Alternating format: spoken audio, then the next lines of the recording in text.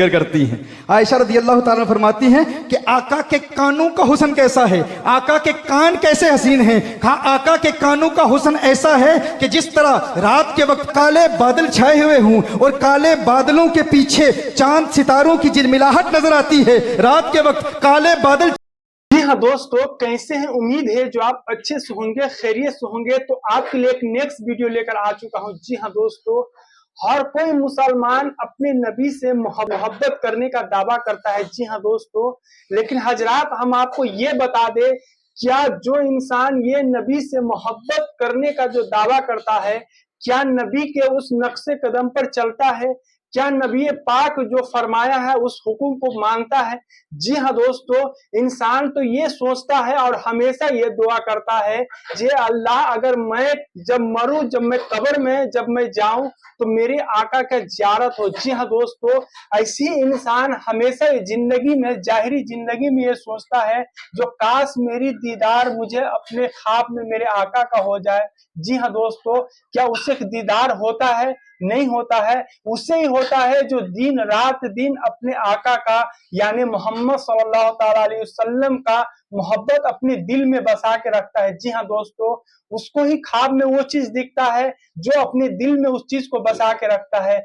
क्या हमारे जो मुसलमान भाई है क्या ऐसे करते हैं? लेकिन अपने नबी से मोहब्बत करने का तो इतनी बड़ी बड़ी दावा करते हैं। आइए हम सबसे पहले आपको हम वीडियो दिखाते हैं और आपसे हम इतना रिक्वेस्ट करेंगे जो आप ऐसी ऐसी वीडियो जरूर देखिए, क्योंकि आपका भाई रिजवान ऐसी ही वीडियो लेकर आता है, ताकि जब आप वीडियो ऐसी देखेंगे तो आपके दिल में नबी पाक का मोहब्बत बढ़ेगा। जी हाँ दोस्तों, आपको ऐसी ऐसी वजीफा मिलेगा जिस वजीफा के करने से आप मोहब्बत रसूल में डूब जाएंगे। जी हाँ दोस्तों, तो आइए हम आपको इस वीडियो दिखाते हैं और इस वीडियो में मौलाना साहब क्या कुछ बताते हैं, सारा चीज हम जानेंगे। जी हाँ दोस्तों, और चैनल पे नए हैं तो चैनल को प्लीज सब्सक्राइब कर लीजिएगा, क्योंकि आपका भाई रिजवान इस चैनल पे इस ऐसी ऐसी वीडियो लेकर आता है। और हमें कमेंट करके भी जरूर बताइएगा जो आपको ये वीडियो कैसी लगी करती हैं।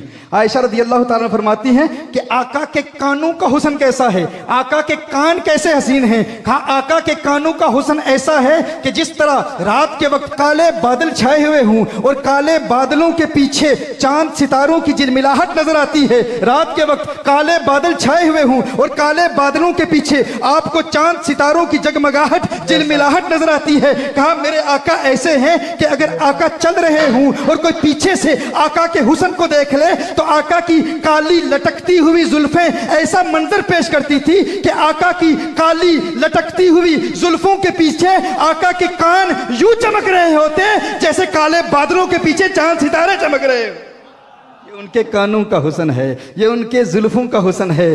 मैं जुल्फे यार तेरे बाल बाल के सदके, रिहाई जिससे न हो जाल के सदके, और जो हशर तक न दे चैन कब्र में बेदम, मैं ऐसी याद के कुर्बा ख्याल के सदके।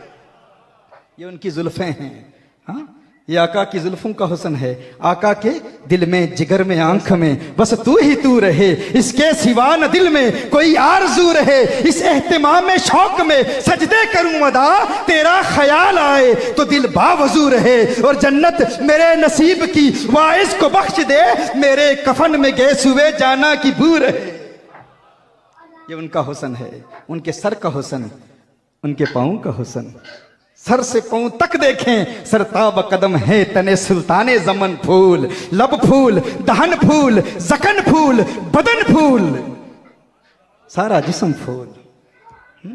और क्या बात रजा उस चमनिस्ताने करम की, ज़हरा है कली जिसमें हुसैन और हसन फूल, लब फूल, दहन फूल, जकन फूल, बदन फूल। ये उनका हुस्न है।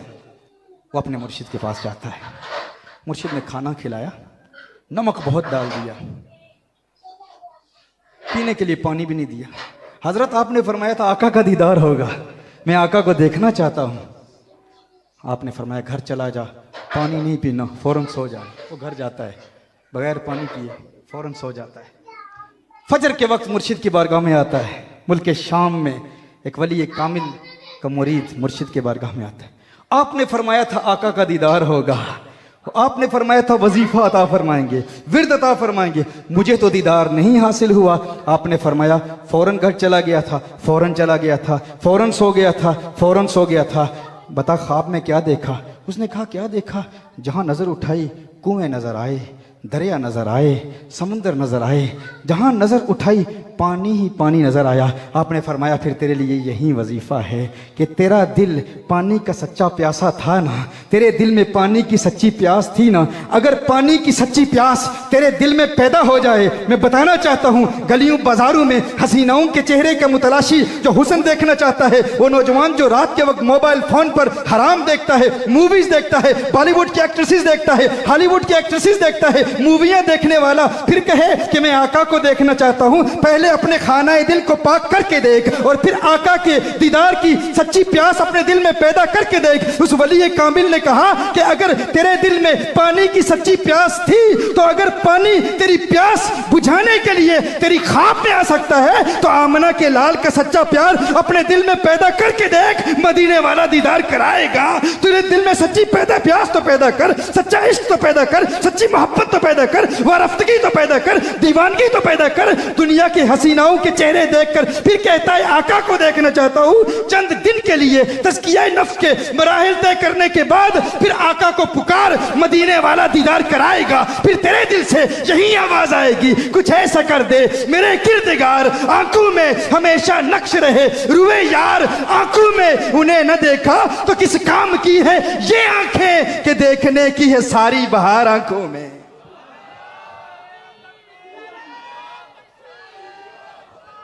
नाराए रिसालत, नाराए रिसालत, जो हो ना इश्क मुस्तफा, जो हो ना इश्क मुस्तफा, ताजदारे खत्म नबूवत, ताजदारे खत्म नबूवत, ताजदारे खत्म नबूवत।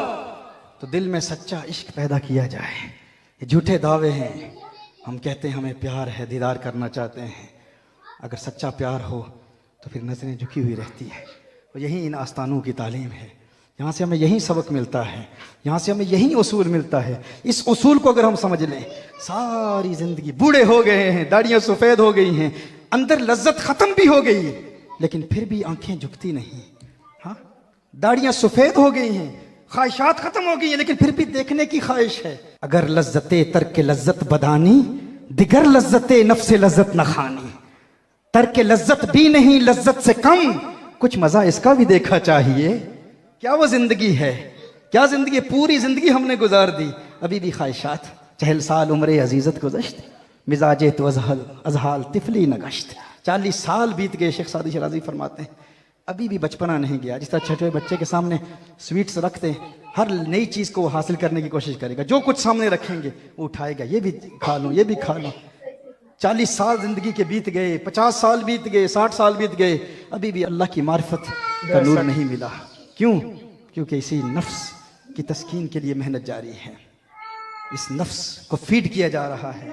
इन आस्थानों से इस नफ्स के खिलाफ अमल करने का तरीका सिखाया जाता है। आइए आज हम इरादा करें, इस नफ्स का मुकाबला करेंगे, इस नफ्स को मारेंगे, वो सुकून की कैफियत पैदा होगी।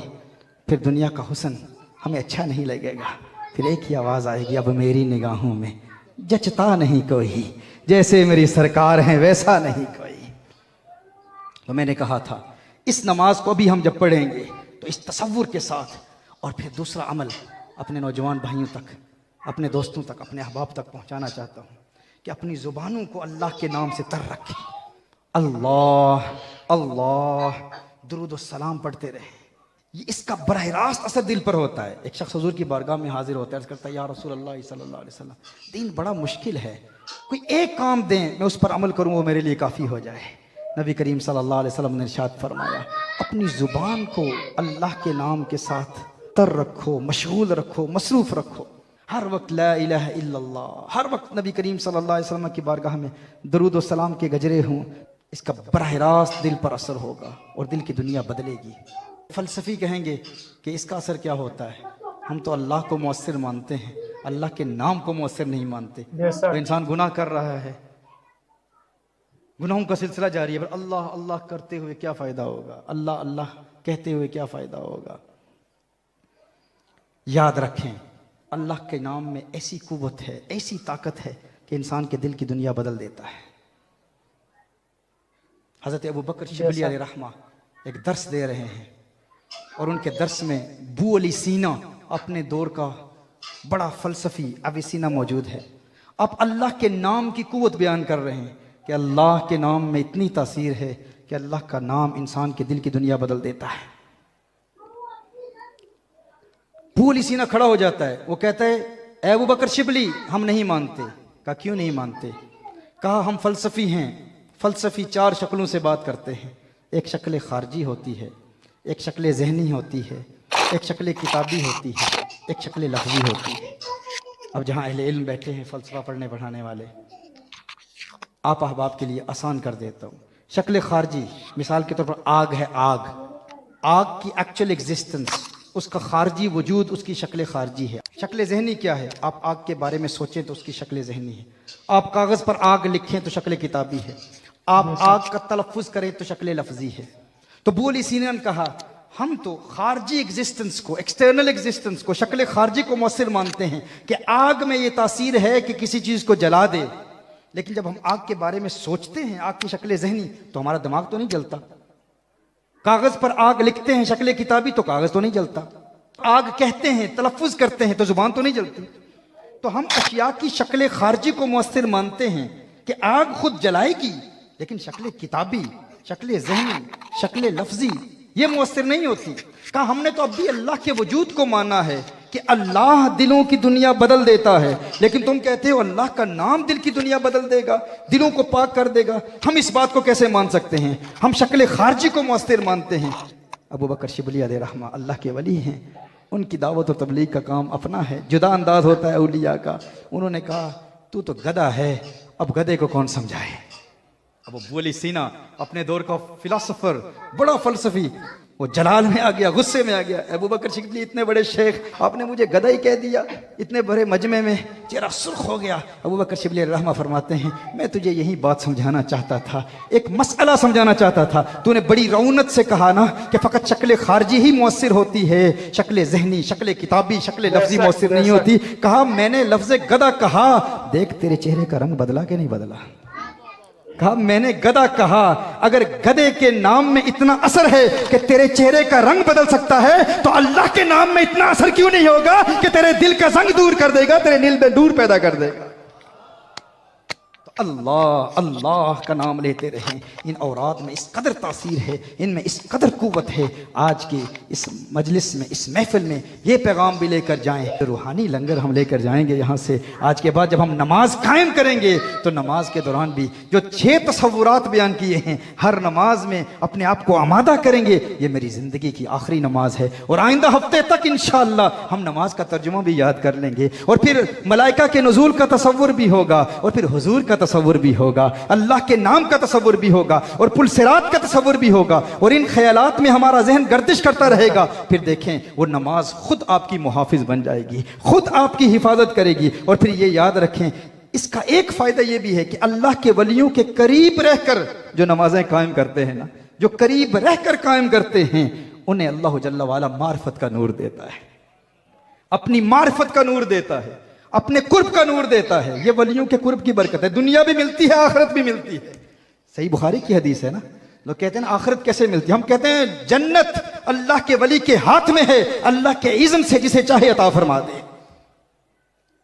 अल्लाह के इज़्न से। नादान कहते हैं अरे ये तो जन्नत की तौहीन हो गई कि जन्नत अल्लाह के वली के हाथ में है। हम कहते हैं अल्लाह ने अता फरमाई, अल्लाह ने अता फरमाई है। वली दुआ करता है, उसकी दुआ की बरकत से अल्लाह जन्नत अता फरमा देता है। सही बुखारी की हदीस है, नबी करीम सल्लल्लाहु अलैहि वसल्लम ने इरशाद फरमाया क़यामत के रोज़ अल्लाह के मुक़र्रब बंदे अल्लाह की बारगाह में अर्ज़ करेंगे, जब कुछ लोग जहन्नुम में जा चुके होंगे, अल्लाह के प्यारे अर्ज़ करेंगे इख़वानुना कानू युसल्लूना मअना व यहुज्जूना मअना व यसूमूना मअना फ़अदख़लतहुमुन नार। ए अल्लाह ये हमारे अपने हैं, हमारे प्यारे हैं, हमारे भाई हैं, हमारी मैयत वाले हैं, हमारी सोहबत वाले हैं, हमारी संगत वाले हैं, हमारे कुर्ब वाले हैं, या अल्लाह तूने इन्हें जहन्नुम में डाल दिया। सही बुखारी की हदीस है। मोमिनीन अल्लाह के प्यारे, अल्लाह के मुकर्रबीन अल्लाह की बारगाह में इल्तिजा करेंगे। लफ्ज़ जो सही बुखारी में आए हैं मुजादला करेंगे। मुजादला का तर्जुमा हम करते ही नहीं, खतरनाक तर्जुमा है, हम तफवीज़ कर देते हैं। बल्कि यूं कह दूं अल्लाह की बारगाह में प्यार से अर्ज करेंगे जिस तरह नहीं एक बच्चा जिद करता है, गोया कि जिद कर रहे होंगे, ये वो मुजादला है। ए अल्लाह, ये हमारे प्यारे हैं, ये डोडा शरीफ दरबार पर आया करते थे, ये मज़ार पर आया करते थे, ये हमारे कुर्ब में रहते थे। हम ज़ाहिरी तौर पर पर्दा फरमा गए, लेकिन इन्होंने हमारे निज़ाम को कायम रखा, इन्होंने हमारे मिशन को कायम रखा, इन्होंने हमारे मिशन को फैलाया। हुफ़ाज़ तैयार होते रहे, उलमा तैयार होते रहे, पाकिस्तान के बड़े बड़े शहरों में